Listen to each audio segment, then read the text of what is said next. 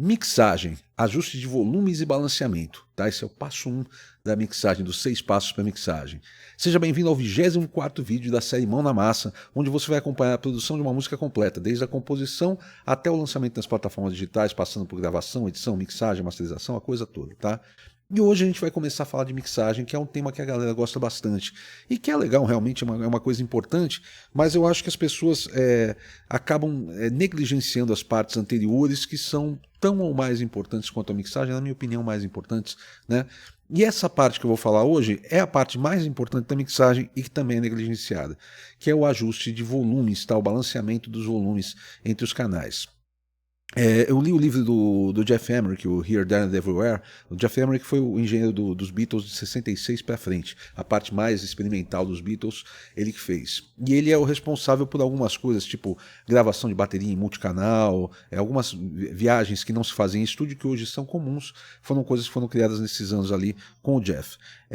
E o que acontece? Lá ele fala que o engenheiro de mixagem nos anos 60 era conhecido como engenheiro de balanço, porque ele era o cara que balanceava os instrumentos, entendeu, para fazer a gravação. Porque o nível de manipulação do som era muito pequeno. Você tinha umas mesas que tinham, por exemplo, tem agudo, tem uma chave com 2 dBs, mais 2 aqui para um lado, menos 2, menos 4, sabe assim? Então, mais 2, mais 4, né, menos 2, menos 4. Isso de grave em, sei lá, 10K. E a mesma coisa em grave 100 Hz. E a mesma coisa em agudo em 10K, por exemplo.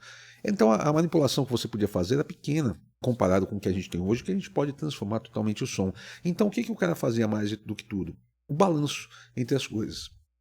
E até hoje esse balanço é uma parte fundamental, assim, primordial, quando você fala em mixagem, e eu acho que é a parte que as pessoas mais erram. Quando eu pego uma mixagem, é difícil dizer assim, isso aqui está comprimido demais. Por exemplo, essa voz está muito comprimida, ou está sobrando um efeito e tal. Mas normalmente eu ouço e falo, pô, a caixa está baixa, a voz está baixa, cadê o baixo?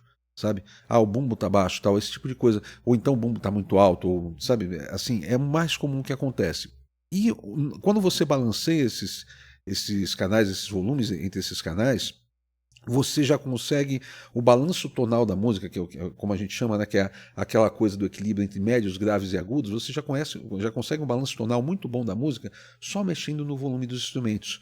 Tá? Se você quer, por exemplo, eu quero mais grave, você sobe o baixo, sobe o bumbo. Quero mais agudo, sobe os pratos, sobe o violão de aço, por exemplo. Quero mais médio, sobe a voz, sobe as guitarras, sabe? E você faz um balanço muito bom da mixagem assim. Deixa eu compartilhar minha tela aqui com vocês. Tá aqui. Eu estou trabalhando aquela mesma música, né? Inclusive teve uma pessoa que reclamou, falou, faz um jazz, faz alguma coisa. Então, esse vídeo, essa série de vídeos é sobre uma música só. E ela é um rock, tá? E eu sou produtor de rock, então é por isso que é sobre rock, tá? Desculpe, não vai dar pra gente fazer um samba em cima de uma música que é um rock, tá? Não vai dar pra fazer um jazz em cima de uma música que é um rock. Enfim, trabalhando na mesma música ainda, e eu fiz o balanceamento dos volumes entre os canais e mexi nos pans também, tá? Então, aqui agora a gente não tem nenhum plugin pendurado, tá? O que eu tenho aqui é o Restream, que é o plugin com o qual eu mando o áudio da DAW pro OBS, que está fazendo a captura desse vídeo, e tenho aqui um NVMeter, tá? Que é para medir o 0dBVU aqui, tá? Medir a saída, tá? O ganho de saída. O que acontece aqui? Eu só acertei volumes e acertei os pans. Vamos ouvir a música como ela tá. Eu vou deixar ela tocar praticamente inteira aqui.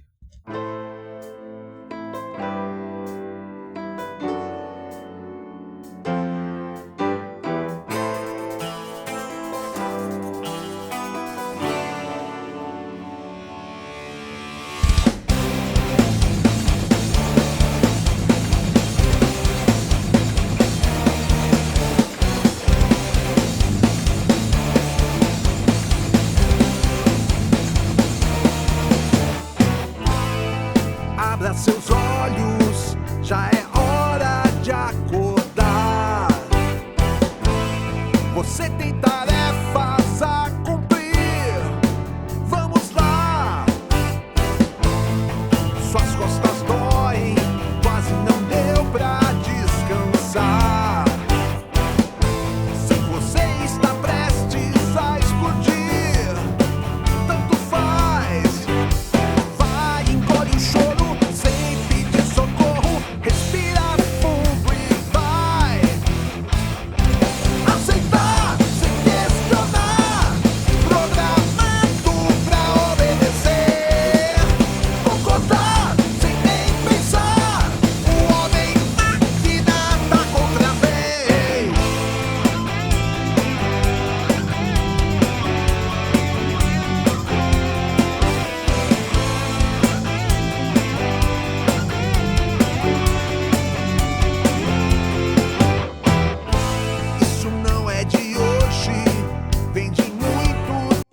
Tá? Aí vai repetir tudo, tem um segundo refrão que tem um teclado a mais. Aceitar sem questionar, programado pra obedecer. Concordar sem nem pensar, o homem máquina da contravez. Nesse jogo sujo, seu papel é ser só mais um peão. Um idiota útil que só serve pra servir, sem raciocinar. E se um dia falhar, é fácil descartar.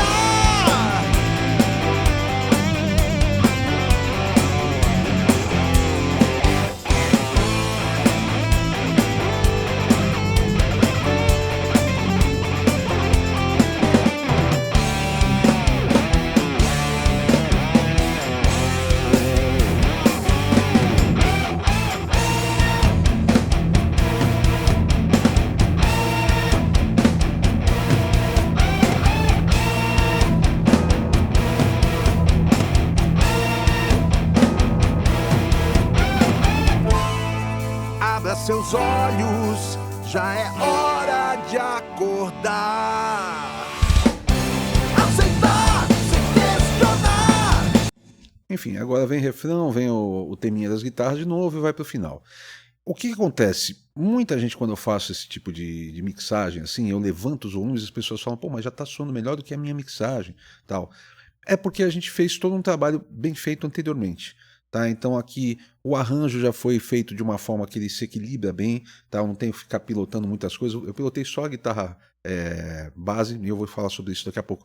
Mas não tive que pilotar muita coisa para a música funcionar, sabe? Eu não precisei colocar muitos efeitos para a música funcionar, não precisei...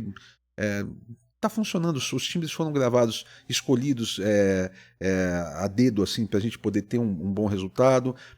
Os sons estão tocados em regiões que eles não conflitam entre eles estão em regiões separadas para cada coisa aparecer no seu momento, você entendeu? Então tem todo um cuidado anteriormente. E isso tudo está registrado nesses vídeos, eu falei a respeito disso tudo nos 23 vídeos anteriores, tá? Eu sei que é bastante coisa para assistir, mas se você quiser entender como é que chegou nisso, assiste que você vai entender.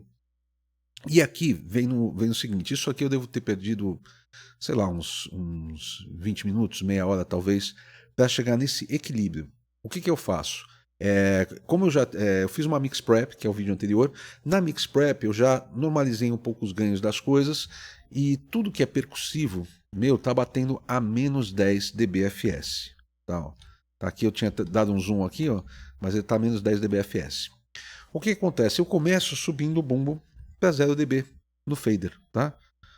E começo a levantar os volumes. Eu já tenho o meu controlador de monitor aqui de uma forma que se o volume dele está em 12 horas, está aqui no meio do caminho, eu tenho...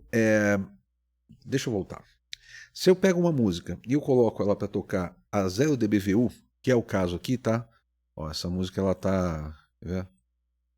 Aceitar sem questionar, programado pra obedecer.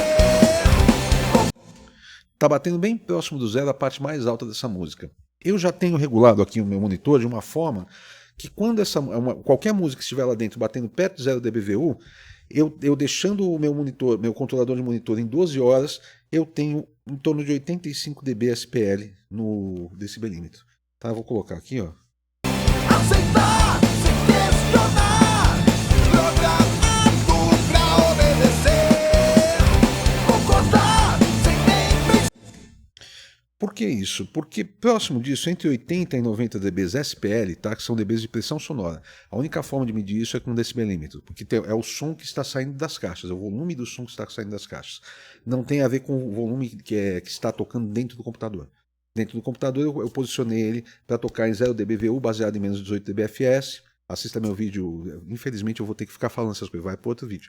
Assista o meu vídeo Decibel na Prática, eu explico isso em detalhes, tá? Tem aqui no YouTube, procura Paulo Anhá, Decibel na Prática, você vai achar. Mas enfim, eu estou tocando a 0 dBVU aqui dentro, mas eu estou ouvindo aqui em torno de 85 dBs SPL, porque é onde o ouvido humano é mais equilibrado. Tá? É um volume alto o suficiente para você ter que falar um pouco mais alto, embora eu sou uma pessoa que fala baixo, então eu não sei o quanto seria para outras pessoas falando dessa forma, mas para ouvir a minha voz aqui quando está tocando a música eu tenho que falar um pouquinho mais alto do que eu falo. mas não é um volume que incomoda, sabe? Ele está antes do nível de incomodar. Quando começa a incomodar, você já passou. Pode ter certeza, pode baixar que já passou. Principalmente quem toca há muitos anos, que nem eu, que já deve ter algum problema de audição, tal, não sei o quê. Se está incomodando, está alto demais. Né? Então não é um volume muito alto, mas é onde eu tenho o ouvido mais equilibrado. Tem um negócio chamado curva de Fletcher e Manson, que são dois pesquisadores que eles fizeram medidas com o ouvido humano. Eles perceberam que quando você ouve muito baixo, você tende a acentuar graves e agudos. Quando você ouve muito alto, você tende a atenuar graves e agudos. Em 85 dB, em 83, de 83 a 90 dBSPL, é onde você tem uma região mais equilibrada do ouvido. O ouvido não é flat, ele é todo torto, tá? Mas é onde você tem uma região mais equilibrada. O que isso faz diferença? Minhas decisões são mais acertadas. Entendeu? Se eu estou ouvindo um grave aqui, eu não estou compensando porque o volume está mais baixo ou mais alto e etc. Tá? Então isso faz eu tomar decisões mais acertadas. E aí, como eu falei, eu subo o meu bumbo para 0 dBFS, tá? Aliás, para 0 dB aqui no fader, ele está até mais baixo aqui que eu acabei baixando depois. Tá? Ele estava em quanto? Aqui, ó, estava em -3, mas eu subo ele para 0 e começo a subir o restante das coisas. Tudo artisticamente. É o quanto eu quero ouvir. Tá? Até já tive aquelas perguntas, você já fez aquele negócio de colocar o ruído rosa, e aí você põe o ruído rosa e você vai levantando, conforme você ouve o instrumento, é que ele tá bom o suficiente, aí você fecha ele, abre o próximo, já não funciona, é uma merda, tá? Não funciona. Mesmo porque eu não quero ouvir tudo no mesmo volume. Tem coisas que eu quero que tenha mais destaque na mixagem, e tem coisas que eu quero que tenha menos destaque.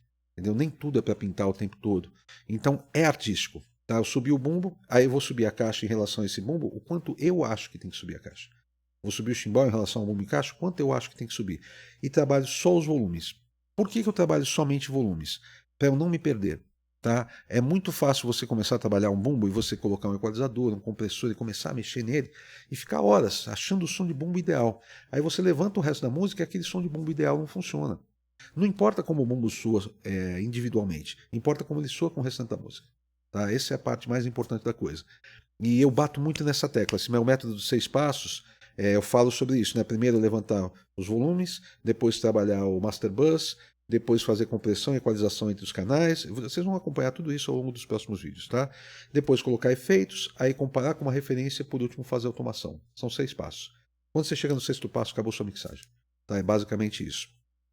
Esse é o primeiro passo e é importantíssimo você deixar as coisas de uma forma que elas fiquem niveladas, fiquem no volume que você quer ouvir. Eu só tive que fazer aqui uma automação nas guitarras de base porque tem uns determinados pontos que ela acabava ficando muito alta e me incomodava, tá? Então, por exemplo, aqui no refrão eu quero que ela esteja presente.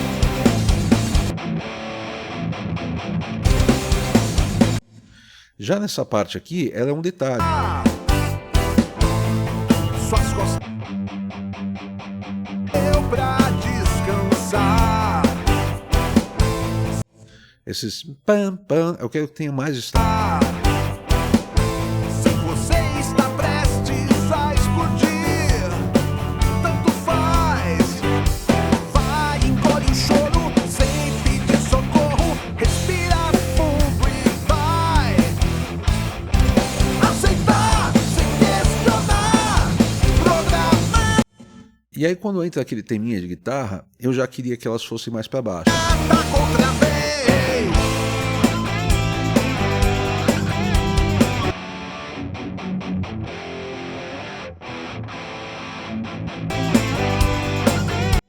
Então foi a única coisa que eu automatizei. Voz não tem automação ainda, todo o resto, nada tem automação. Foi só equilíbrio de volumes. Pô, quanto eu quero ouvir, sei lá, esse teclado aqui.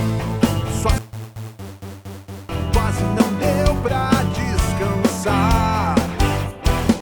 Esse é um teclado que ele não é para ter destaque, ele tem que estar aí no meio e ninguém tem que saber que ele existe, sabe? A ideia é você ouvir e falar assim, o som da guitarra tá um pouco diferente, sabe assim? Porque ele toca tudo isso.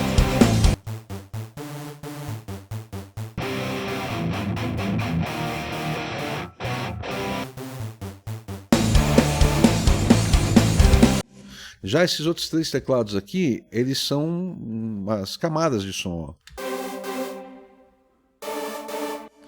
Tá, você tem um synth, tem um coro e tem os violinos. tá? Então são camadas de som para dar um timbre.